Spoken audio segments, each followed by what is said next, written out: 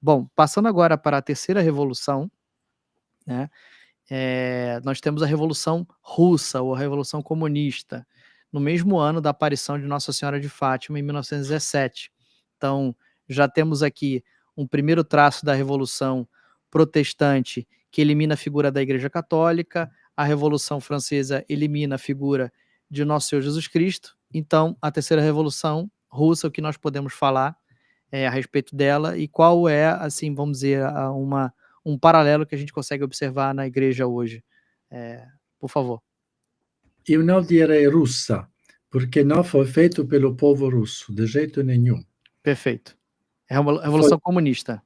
Comunista, foi feito pelos maçons, porque Lenin foi membro da loja maçônica. Foi também pelos maçons. Claro, é demonstrado. Uhum. E o comunismo nasceu na loja maçônica. Onde nasceu o comunismo? Nas lojas maçônicas, lá. Impressionante. Não devemos esquecer isso. É uma conexão direta. Eles não dizem, porque são assim astutos. Interessante isso. Eu não sabia que tinha nascido em loja maçônica. Nasceu os primeiros comunistas, Marx e Engels, eram até membros de específicas lojas maçônicas mais radicais, satânicas, porque também tinham, entre as lojas maçônicas, tem ramificações também. E por isso, e depois Lenin foi membro da loja maçônica e os grandes judeus financistas, Estados Unidos, eles financiaram a Revolução Comunista em 1917, financiaram. Olha que impressionante. E o governo provisório, assim chamado, na Rússia, aquele Kerensky, o ministro que governava, depois de aboliram a monarquia, o czar era uma pessoa de fé, Nicolau II é uma pessoa realmente piedosa, e destronaram ele, aboliram a monarquia e tomou o poder em fevereiro de 1917 o chefe do Grande Oriente Maçônico da Rússia, que se chamou Kerensky. Ele era oficialmente o chefe da maçonaria russa. Uau! Tomou o poder e este governo provisório de Kerensky ajudava o Lenin para fazer a revolução comunista. Realmente ajudava. O governo mesmo, porque não se podia ver durante esta revolução que quase o governo não fez nada, quase dizendo podem fazer. Pode fazer o que quiser. Foi uma resistência simbólica, se podia ver nas imagens daquele tempo, realmente simbólica. E por isso, quando Lenin tomou o poder, ele deixou o Kerensky sair com pompa, com honra da Rússia para os Estados Unidos, e ele viveu lá.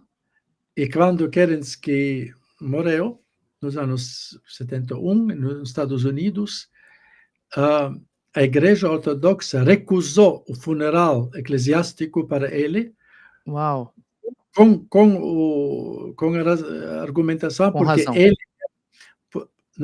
a Igreja Ortodoxa recusou o funeral eclesiástico com este argumento que Kerensky era membro da loja maçônica.